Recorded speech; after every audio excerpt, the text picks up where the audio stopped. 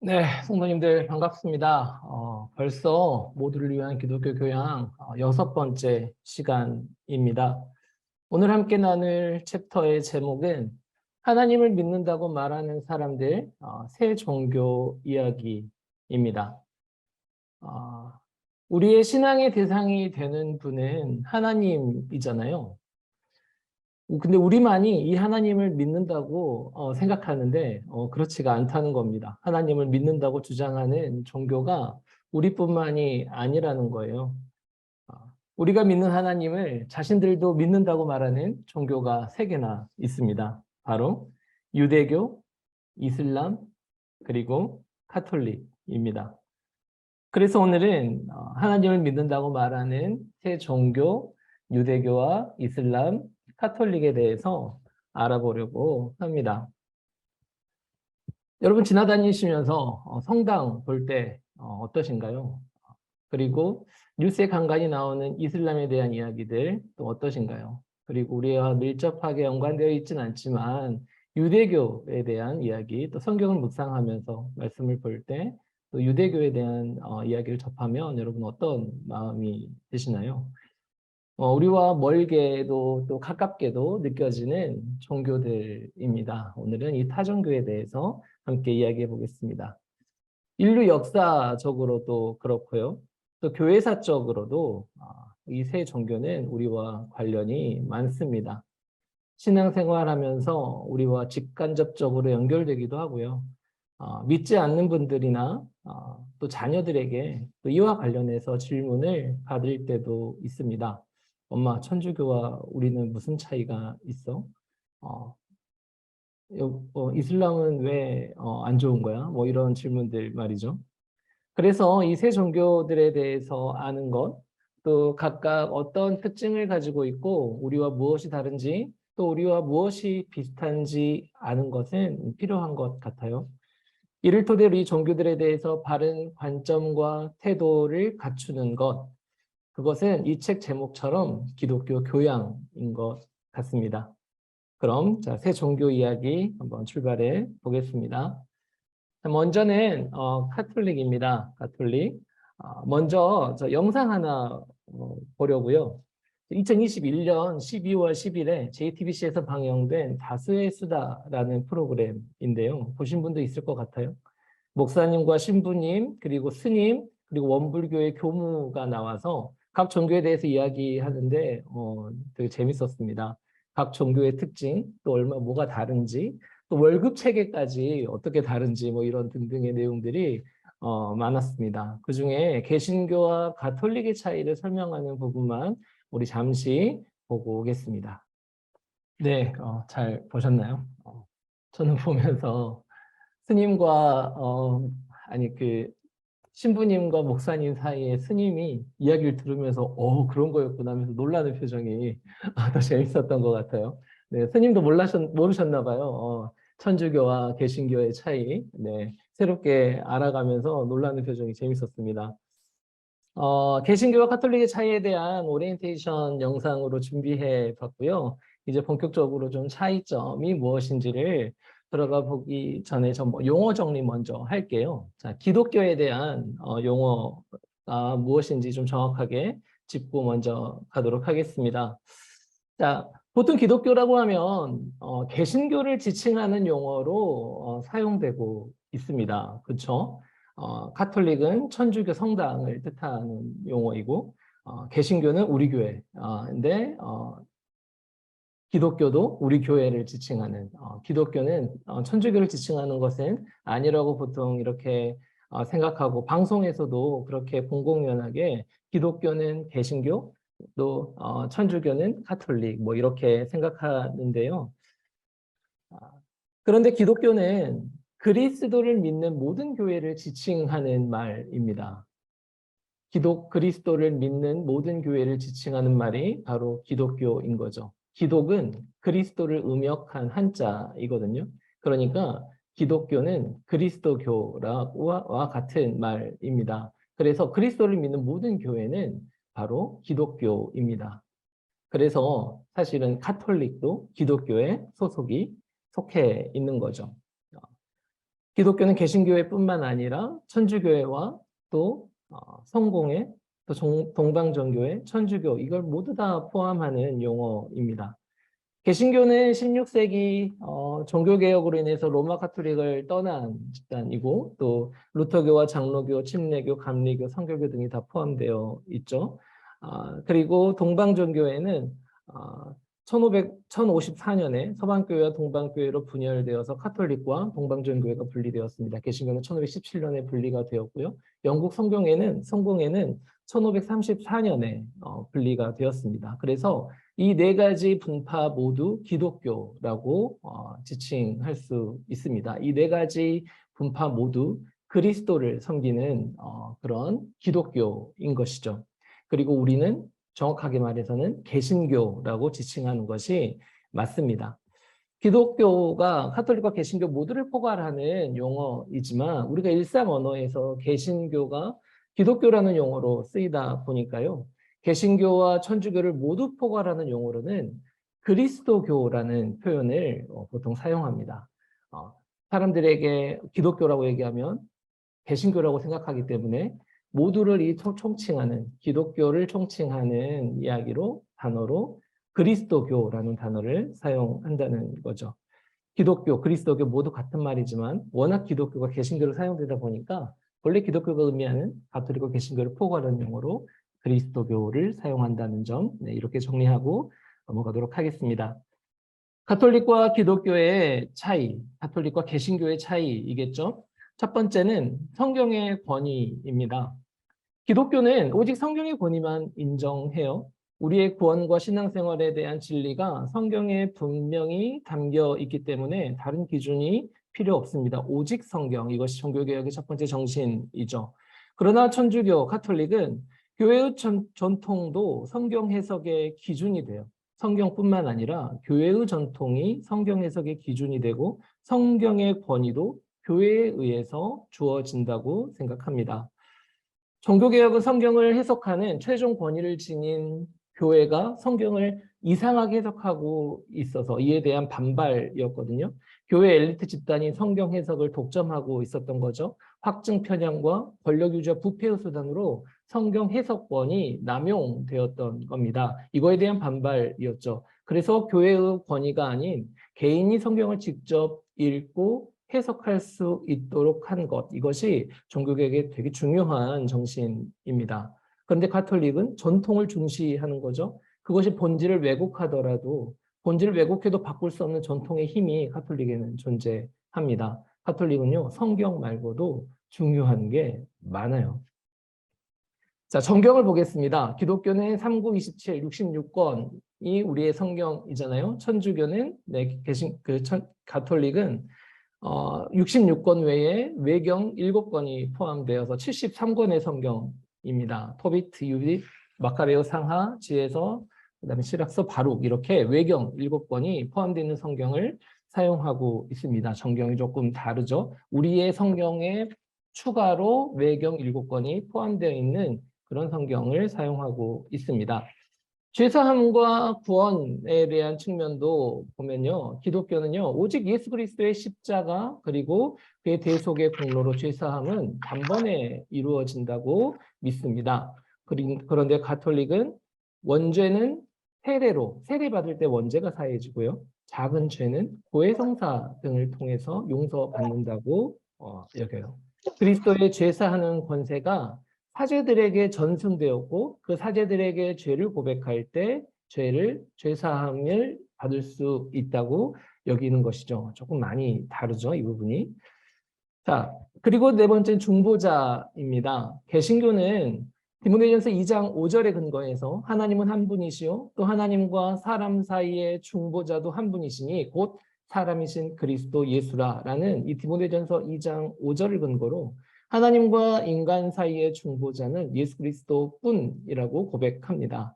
그런데 가톨릭은요, 마리아와 이미 죽은 성인들도 중보자가 될 수 있다고 여겨요. 성인, 세인트 아시죠? 성인의 신앙적 공로를 통해서 기도하는 문화들이 있습니다. 이미 사망한 성인들과 현재 신자들이 연결되어 있다고 믿어요. 그래서 나와 연대된 성인들이 일종의 메신저 역할을 하고 하늘에서 기도하고 있다는 것이죠.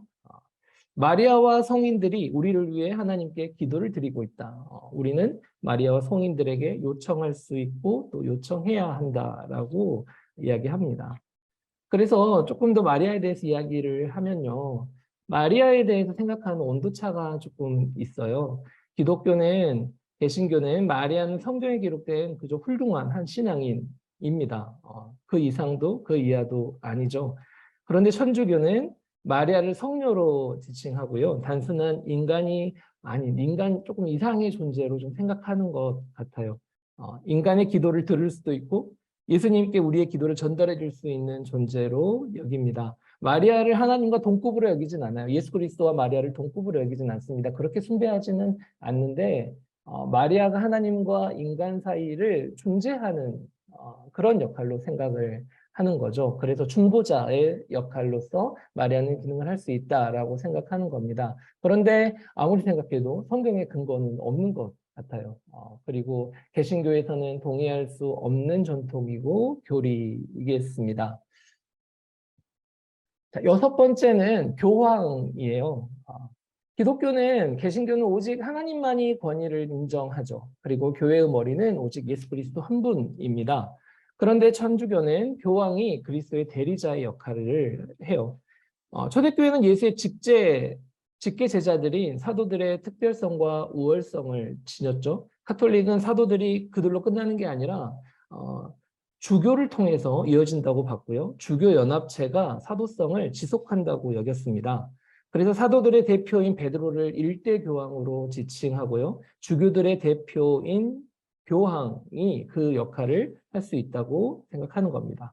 그래서 근데 카톨릭교회는 교황을 예수의 권위와 동일시하진 않아요. 그 밑인데 근데 교황은 일반적인 그런 한 인간일 뿐인 건 아닌 거죠. 마리아에게 보내는 존경처럼 교황에게도 존경을 보내는 겁니다. 교황을 신격화하지는 않지만 신자들의 이 존경이 뭔가 불편함으로 다가오는 것은 볼 때마다 조금 사실인 것 같아요. 개신교는 그렇게 사람에게 보내는 과한 존중과 존경을 경계하는 우리의 모습이 또 있는 거고요. 그 다음에 연옥입니다. 기독교는 뭐 연옥이라는 존재를 부정하죠. 근데 천주교에서는 천국과 지옥 사이에 중간 장소인 연옥이 있다고 믿습니다. 성경에 존재하지 않는 카톨릭의 전통 교리이죠. 하나님께 인정받을 만한 의를 이 세상에서 완성하지 못했을 때, 그렇기 때문에 천국에 가기 전에 천국과 지옥 사이에 그 정화의 과정을 거치는 곳이 바로 연옥입니다. 예수를 믿고 은혜로 죄사함을 받아 구원받은 자도 살면서 저지른 죄의 대가를 치러야 한다는 거죠. 극소수의 사람을 제외하고는 누구나 연옥을 거쳐야 하고요. 거기서 자신이 저지른 죄의 형벌을 치른 시간을 보내야 천국에 들어갈 수 있다는 교리입니다. 근거는 외경에 있는 마카베오 화에 있고요. 성경적인 근거는 빈약한 게 사실입니다. 그리고 그래서 개신교는 이 교리를 믿지 않죠. 그리고 이 교리가 생긴 시점도요. 초기 기독교가 아니라 그때는 없었거든요. 11세기부터 사용된 교리입니다. 13세기에 로마 카톨릭에만 정식 교리로 차용되었죠. 연옥에서 고통당하는 가족을 위한 면벌부를 돈 받고 발행하는 문제가 이 연옥의 교리로 인해서 생겨나게 됩니다. 그리고 현재 가톨릭 내부에서도 나름 도전받고 있는 교리인 것 같아요. 본질을 왜곡해도 이렇게 본질을 가리워도 전통이라는 이유로 바꾸지 못하는 경직성이 카톨릭에는 있어 보입니다. 교회의 역사와 전통이라는 명목으로 덧붙인 것들 가운데 개신교에서 수용하기 어려운 문제들이 있어서 참 뭔가 좀 다르다라는 느낌을 받게 되죠. 그런데 또 이런 모습들이 우리 개신교에도 존재하고 있지는 않나 또 한편으로는 생각해 보게 되는 대목이기도 합니다. 자, 그 다음으로는 성례인데요. 개신교는 세례와 성찬만을 성례로 인정하고 우리는 지키고 있습니다. 세례 받는 것, 그리고 성만찬을 나누는 것이요. 근데 천주교는 칠성사라고 해서 세례, 견진, 그리고 성체, 보혜, 병자, 성품, 혼인 이렇게 7가지 성사가 있어요. 우리는 세례와 성찬 2가지인데요. 칠성사가 뭔지 간단하게 말씀드리면 세례는 말 그대로 우리가 받는 세례입니다. 그리스도인으로 입문하는 성사이죠. 견지는 세례의 보충입니다. 그리고 완성하는 성사예요. 그리스도인 입문의 두 번째 성사인 거죠. 그리스도 안에서 보다 완전히 성숙하기 위한 성숙의 방편으로서의 성사라고 보시면 되겠습니다. 그리고 성체는 우리의 성만찬을 뜻하고요. 고해는 사제에게 죄를 참회하고 죄사함을 받는 고해성사, 말 그대로 고해성사입니다. 병자는 병자성사는 죽음에 임박한 신자에게 영원한 생명을 준비하는 죽음에 임박한 성도에게 영원한 생명 준비하는 그런 성사이고요. 성품은 사제소품을 받는 성사입니다. 그래서 일반 성도들은 받지 않는 거죠. 그래서 일반 성도들은 6성사를 받을 수 있고요. 성품은 사제로 서품할 때 받는 성사가 되겠습니다. 그리고 혼인은 말 그대로 결혼 예식을 의미하는 거고요. 이렇게 카톨릭은 칠성사를 아주 명확하게 지키고 있습니다. 그리고 카톨릭의 신도라면 이 칠성사는 무조건 다 인정하고 받아야 하는 아주 중요한 성사이겠습니다. 그리고 또 하나 조금 차이가 있는 걸 얘기하면 십자가예요. 우리의 십자가는 그냥 딱 나무 십자가만 있잖아요. 그런데 가톨릭의 십자가는 십자가에 예수님이 못 박혀 계시죠. 그래서 우리는 십자가라고 얘기하는데 가톨릭은 십자고상이라고 얘기합니다. 십자고상이라고 해요. 십자가에서 고난받으신 예수님의 상이다라고 하는 거죠. 그래서 가톨릭의 십자가는 예수님이 십자가에 달려 죽으신 그 예수님의 형상까지 같이 있는 것이 특징이겠습니다. 뭔가 조금 이미지, 형상 이런 것들이 가톨릭에서는 개신교보다 더 중요시되고 또 활용되고 있고 또 중요해 보이는 것, 이것이 또 하나의 특징인 것 같아요. 우리 통합 측은 조금 더 카톨릭보다는 덜하지만 이미지나 이런 것들을 좀 더 활용하는 것 같고, 합동 측은 교회에 십자가도 걸지 않잖아요. 그렇게 형상이나 이런 것들을 더 경계시하는 보수적인 쪽에 있고, 우리는 조금 더 카톨릭에는 보다는 덜하지만 그래도 이미지와 형상을 우리의 예배와 우리의 신앙생활에 활용하는 그런 또 교단인 것 같습니다. 여기까지 카톨릭과 개신교의 차이였고요. 이제 기독 우리와의 공통점을 한번 보겠습니다. 이렇게 차이가 있지만요. 사도신경은 똑같이 고백합니다. 니케아 신조, 콘스탄티노플 신조, 사도신경, 우리의 믿는 바를 고백하는 것, 우리가 무엇을 믿는지를 고백하는 것은 하나도 다르지 않고 동일해요. 그리고요, 성삼위일체 하나님을 동일하게 믿습니다. 성부, 성자, 성령 하나님을 동일하게 믿어요. 그리고 예수 그리스도의 인성과 신성을 인정합니다. 인성과 인성이라고 되어 있네요. 인성과 신성을 100% 인정합니다. 그리고 예수 그리스도의 십자가의 죽으심과 부활, 그리고 다시 오셔서 인류의 역사를 완성하실 것에 대해서 가톨릭과 개신교 모두 동일하게 믿습니다. 그리고 예수님을 향한 믿음이 유일한 길과 진리임을, 그 예수를 향한 믿음으로 인해서 우리가 구원받을 수 있다는 것 동일하게 믿고 고백하고 있습니다. 핵심은 너무 동일해요.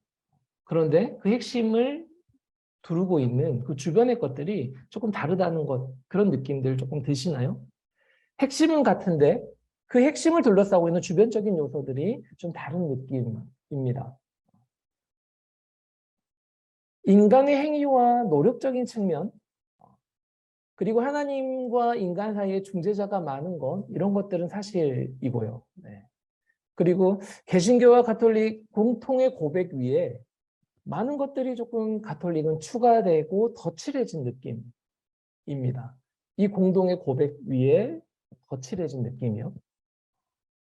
개신교는 뭐 그런 거 다 필요 없다. 예수 그리스도와 성경 이거면 충분하다라고 고백하고 하는 거고요.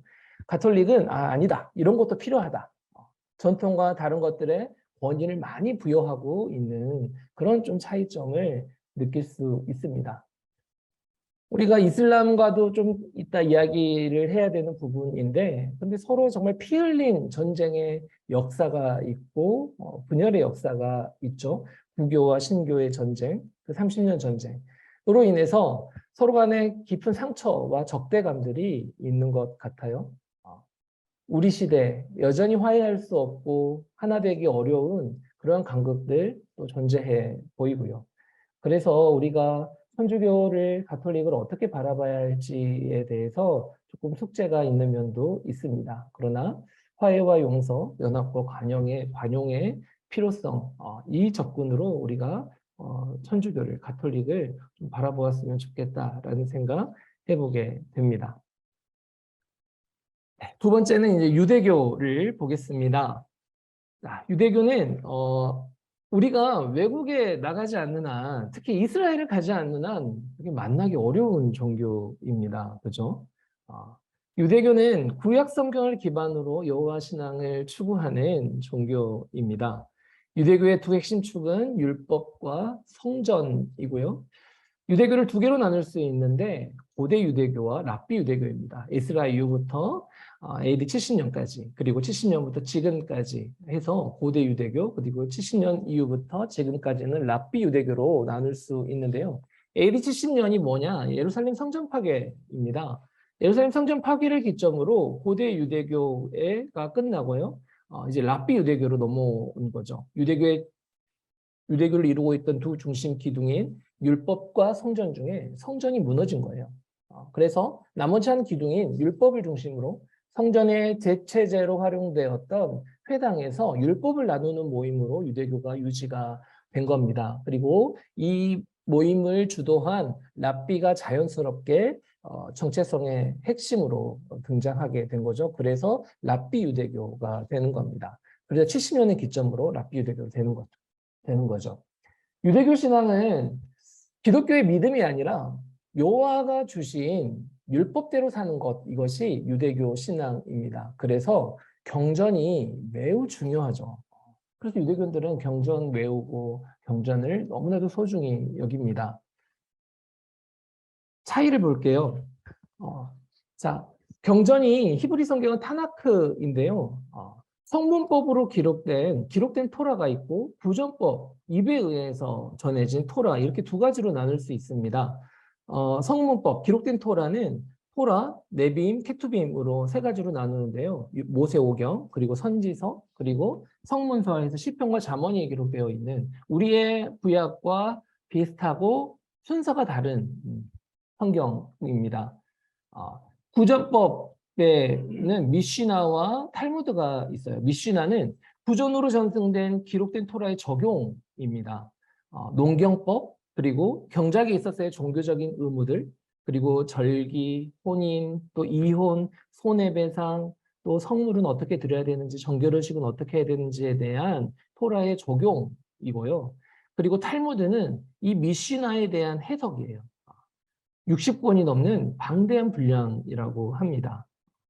그래서 유대교는 크게 세 가지, 타나크, 그리고 미슈나, 그리고 탈무드, 이것이 유대교의 경전이 되겠습니다. 크게 다른 점은 메시아관이 다른다는 거예요. 예수 그리스도를 메시아로 인정하지 않는다는 점, 이것이 우리와 아주 큰 차이이겠습니다. 구약까지는 같아요. 아브라함이 그들의 조상이고 유대교의 창시자고 모세와 12지파 다윗까지는 다 같습니다. 그런데 메시아관이 다른 거예요. 예수 그리스도를 메시아로 인정하지 않는 거죠. 그리고 그들은 아직도 메시아를 기다리고 있습니다. 그리고 하나님의 존재론이 달라요. 유대교는 유일신 하나님을 믿죠. 모노시즘. 네. 유일신 한 하나님을 믿고 섬깁니다. 우리는요, 삼위일체 하나님이에요. 트리니티죠. 삼위일체 하나님을 우리는 믿어요. 한 분 유일한 하나님께서 성부, 성자, 성령의 삼위를 가지고 계신다. 그렇게 존재하고 계신다라고 믿습니다. 우리는 삼위일체, 그리고 유대교는 유일신 하나님. 그래서 하나님의 존재론이 다른 것이 아주 큰 특징입니다. 메시아관, 그리고 하나님의 존재관이 다릅니다.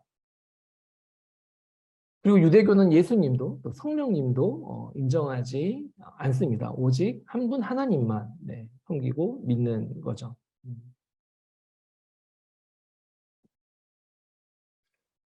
유대교와 기독교의 공통점은요. 구약을 공동의 유산으로 물려받았습니다. 유일신 여호와 하나님을 믿고 따랐던 공동의 신앙 선조를 가지고 있어요. 그리고 무엇보다 예수님이 유대인이셨죠. 그리고 역사적으로 기독교는 유대교로부터 나온 겁니다. 너무나도 분명한 공통점을 우리 유대교는 지니고 있죠. 그래서 성경에서도 유대교 보면 좀 많은 애착이 듭니다. 우리의 정서가 어떤가요? 좀 안타까운 마음이 들죠. 유대교 생각하면 아쉬운 마음, 안타까운 마음이 듭니다. 물리적으로는 되게 우리가 쉽게 만날 수 없기 때문에 물리적으로는 되게 멀지만 정서적으로는 가까운 느낌을 받게 되죠. 로마서 11장 1절에 우리가 바울의 심정을 좀 봐서 그런 것 같기도 해요. 바울이 얘기하죠. 내가 말하노니 하나님이 자기 백성 버리셨느냐? 그럴 수 없느니라. 나도 이스라엘이며 아브라함의 씨에서 난 자요. 베냐민 지파라. 자기의 동족 유대인에 대한 안타까운 마음들을 로마서에서 바울이 고백하고 있습니다. 그 마음 우리도 같은 빚진 자의 마음, 유대인들에게 대한 이스라엘 민족에 대한 아쉬운, 안타까운 또 빚진 자의 마음들로 조금 안타까운 마음들, 아쉬운 마음들을 갖고 있지 않나 생각해 보게 되죠. 조금 친한 마음들이 드는 것 같아요. 자, 세 번째는 이슬람입니다. 7세기 아라비아 반도 무역상이었던 예언자 무함마드가 창시한 종교이죠.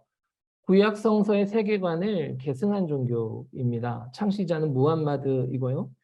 고대 아랍은 유목민 사회였고 악습과 부도덕한 관습이 많았습니다. 그런데 무함마드는 이를 타파한 사회개혁 운동가였고요. 모든 인간은 신 앞에서 평등하다는 주장을 펼쳤습니다. 무함마드는 아라비아 반도의 메카에서 태어났는데요. 상인이었던 삼촌 따라서 여행을 많이 하면서 유일신 종교인 유대교와 기독교인의 종교 생활을 보았다고 해요. 무함마드가 동굴에 운둔해서 명상에 힘쓰던 중에 신비 체험을 하게 돼요. 천사 가브리엘이 나타나서 너는 주의 이름으로 외우라고 얘기했답니다. 그래서 그 명령과 함께 계시를 받아요. 그때 나이가 40세였고요. 이때의 내용이 꾸란 제96장에 기록되어 있습니다. 그 후 52세가 될 때까지 계속 환상을 보면서 계시를 받고 그 모든 계시를 무함마드는 받아서 외웠습니다. 천사가 외우라고 했잖아요. 그가 외운 것을 친구들과 추종자들에게 의해서 이제 기록해서 책으로 만든 것이 바로 이슬람의 경전인 꾸란이고요. 꾸란의 뜻은 외우다입니다. 외우다라는 뜻이에요. 무함마드가 외워서 쓴 거잖아요.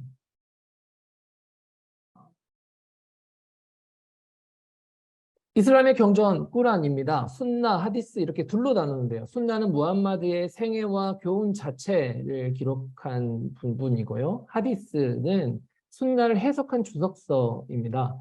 꾸란은 신약 성서의 5분의 4 정도 분량이라고 해요. 네, 구성으로 보면 토라가 있고 모세의 율법이 있고 수호라고 해서 선지자의 글이 있고요. 자불이라고 해서 다윗의 시편이 있고요. 인질해서 예수의 복음서가 꾸란에 있습니다. 여러분 꾸란은 보셨나요? 저 꾸란 못 봤는데 찾아보다가 꾸란에 이런 내용이 있다는 걸 보면서 성경과 되게 비슷한 책이겠다라고 생각이 되었습니다. 성경 비슷하죠. 꾸란의 가르침은요 유대인의 성서 전통에서 출발했어요. 아브라함까지는 공동의 역사를 공유합니다. 이슬람은 신을 따르는 사람을 무슬림이라고 하는데요.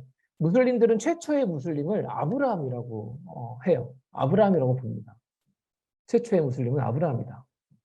이슬람교에서는 이삭이 아니라 이스마엘이 선택되었다고 봐요. 그래서 이슬람 선교하는 분들의 모토를 보면 이삭과 이스마엘의 화해 이렇게도 이야기를 합니다. 우리는 이삭의 후예고 이슬람은 이스마엘의 후예라고 해서 이 두 형제의 화해가 기독교와 이슬람의 화해로 연결시켜주지 않을까 생각하는 거죠. 유대인에게 가장 중요한 인물인 아브라함, 모세, 다윗, 솔로몬의 이름이 꾸란에서도 발견되고 언급되고 있습니다. 대부분이 무함마드의 기록이고 또 나머지 부분은 그의 사후에 그가 구전으로 가르쳤던 내용에 대한 제자들의 기록이 담겨 있습니다. 꾸란은 신의 계시이고요. 모든 계시를 이 꾸란이 대신하고 이 계시의 대리인은 바로 무함마드이고요. 무함마드는 아담으로부터 예수에 이르기까지 전파자들의 완성이고 또 마지막 선지자의 역할로서 존재하고 있습니다. 그리고 무함마드는요, 예수께서 승천하시면서 약속하신 보혜사 성령이 자기 자신이라고 그렇게 여겼습니다. 네, 신천지 같기도 하고. 네. 이슬람의 신은요, 알라입니다. 알라는 신을 뜻하는 아랍어예요. 다른 뭐 의미가 있는 게 아니라 우리가 얘기하는 그냥 신, 하나님, 뭐 이런 뜻입니다. 초월적이면서요, 또 매우 실제적인 존재이고 우주의 창조자이고 보존자이고 전지전능한 마지막 심판자가 바로 알라이고 우리를 얘기하면 하나님 뭐 이런 거죠. 그래서 아브라함이 조상이고 아브라함이 믿는 하나님을 믿는다고 해서 우리와 같은 하나님을 믿는다고 보는 학자들도 있습니다. 그리고 이슬람과 선교적 관점으로 이슬람과 개신교의 화해를 위해서, 기독교 화해를 위해서 우리가 같은 하나님을 믿고 섬기는 한 하나님을 믿는 사람들이다라고 접근하면서 우리가 같은 민족, 같은 하나님을 믿는 서로 화해하고 협력하고 하나 되어야 하는 그러한 종교들이다. 서로 싸우고 대립해야 되는 종교가 아니다라고 접근한 미로슬라브 볼프라는 학자가 알라라는 책을 써서요. 그런 주장들을 또 하고 있습니다. 그렇게 이슬람과 기독교의 화해를 꾀하는 것이죠. 선교적 관점으로요. 이슬람 신앙은요, 꾸란을 통해 계시된 율법을 철저히 수행하는 겁니다. 알라를 수용하고 그의 명령에 복종하는 것이 신앙이죠. 유대교 체계와 되게 비슷합니다. 신앙 고백은요, 알라 외에는 다른 하나님이 없으니 나는 무하마드가 그의 선지자임을 믿는다. 이것이 신앙 고백이에요. 무슬림은 기도할 때마다 이 구절을 암송한 후에 기도한다고 합니다. 그리고 이 구절만 믿으면 누구나 무슬림이 된다고 해요. 꾸란 4장 136절에 이렇게 기록되어 있습니다. 이 문구, 알라 외에는 다른 하나님이 없으니 나는 무하마드가 그의 선지자임을 믿는다. 이 고백으로 무슬림이 된다는 거죠. 이슬람은 단식을 합니다. 금식을 하죠. 매년 9월에 30일 동안 낮 시간에 금식을 합니다. 이슬람력으로 9월을 라마단이라고 하거든요.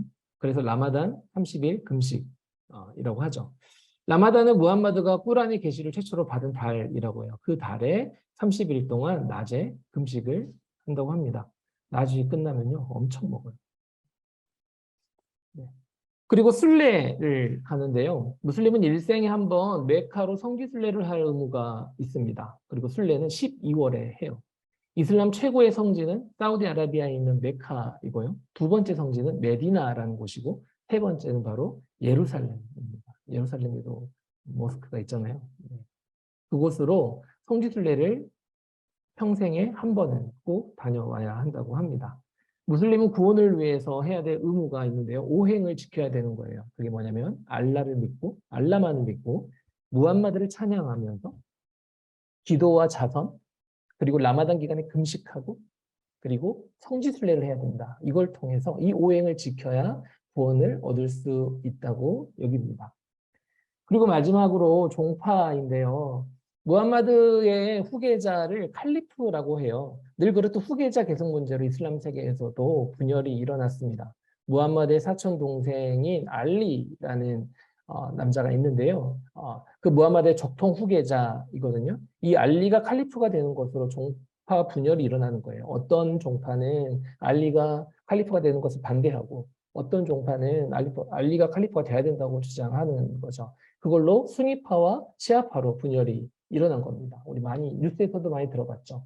수니파와 시아파. 이 알리가 칼리프가 되냐 마냐로 이 파가 나눠진 겁니다. 수니파는요, 대부분의 이슬람 교도가 속한 종파예요.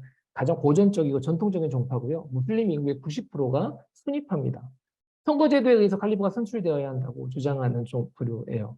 그리고 수니파의 종주국은 사우디아라비아이고요. 그리고 시아파는 이야기하겠지만 나중에 이란이 종주국입니다.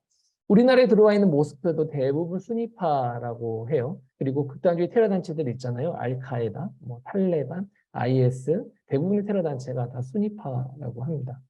시아파는요, 알리가 칼리프가 되어야 한다고 주장하는 되게 소수 종파예요. 정통파로부터 이단이라고 해서 순환을 심하게 받았고요. 대부분 이란, 이라크에 있습니다. 근데 이제 지금 뉴스에 자주 나오는 것은 수니파가 아니라 시아파예요. 왜냐하면 이란, 이라크잖아요. 사우디아라비아는 미국과 친하고요. 이란, 이라크는 미국과 적대국이기 때문에 뉴스에 주로 나쁘게 언급되는 종파는 네, 수니파가 아니라 시아파가 주로 등장하고 있습니다. 페르시아, 이란이 시아파의 종주국이고요. 이렇게 두 종파로 나누어져 있다는 점 네, 참고해 주시면 되겠습니다. 마지막으로 이제 이슬람 관련해서 한 가지만 더 이야기하겠는데요. 국내 무슬림 현황이 2018년 기준으로 모스크가 55개 있대요. 그리고 대구에 모스크를 건설하려고 했을 때 이렇게 플랑을 걸고 반대하는 시위들이 있었다고 합니다. 이슬람 포비아죠. 이슬람 혐오입니다. 기독교회 또 우리 교회들의 이슬람에 대한 혐오 정서가 팽배하죠. 어, 과연 이 혐오가 올바른 태도일지 생각해 볼 거리이겠습니다. 뭐 물론 저도 통암동에 모스크가 세워진다면 저도 움찔할 것 같아요. 그런데 이것을 무조건 이렇게 혐오 정서로만 접근해야 될 일이겠는지 한번은 생각해 봐야 하는 점이라는 거죠. 어, 다문화 사회를 살아가고 있거든요. 어떻게 함께 공존할 수 있을지 모색해야 하는 때라고 생각합니다. 굉장히 깊이 생각해 봐야 될 또 되게 논란의 여지가 있는 그런 접근이죠. 이슬람과 어떻게 함께 할 것인가, 함께 할 수밖에 없는 지금의 상황 속에서 어떻게 함께 하는 것이 지혜이겠는가, 올바른 태도이겠는가, 뭐 좀 생각해 보는 것이 필요하겠습니다. 자, 마무리하면서요. 네, 세 종교 이야기 함께 나눴습니다. 가톨릭, 그리고 유대교, 그리고 이슬람. 우리가 가지고 있는 타종교에 대한 배타성을 생각해 보면 좋겠어요. 막 우리가 환영하진 않잖아요. 좋은 마음, 긍휼의 마음 갖기보다는 조금은 적대시하는 마음들이 있습니다. 이슬람도 그렇고 십자군 전쟁 피 흘린 역사도 있고 또 구교와 신교의 전쟁 속에 있는 깊은 분열과 서로에 대한 적대감 또 혐오 정서가 우리 안에 있다는 것 인정하고 타종교에 대한 혐오감 속에서 우리가 어떻게 건강한 관계들을 맺어갈 수 있을지 어떻게 선교적으로 접근하면서 서로 뺏고 빼앗기는 경쟁 상대가 아니라 어떻게 이웃으로 공존할 수 있을까 차이를 인정하고 존중할 수 있을지에 대해서 좀 생각해 보는 계기가 되었으면 좋겠습니다. 바로 알고 공통의 우리의 공통점을 토대로 서로 어떻게 차이점을 인정하면서 함께 평화롭게 공존할 수 있을지 이것이 또 앞으로 우리 신앙인들의 과제이고 또 숙제이지 않을까 생각해 봅니다. 네, 이상 강의를 마치겠습니다.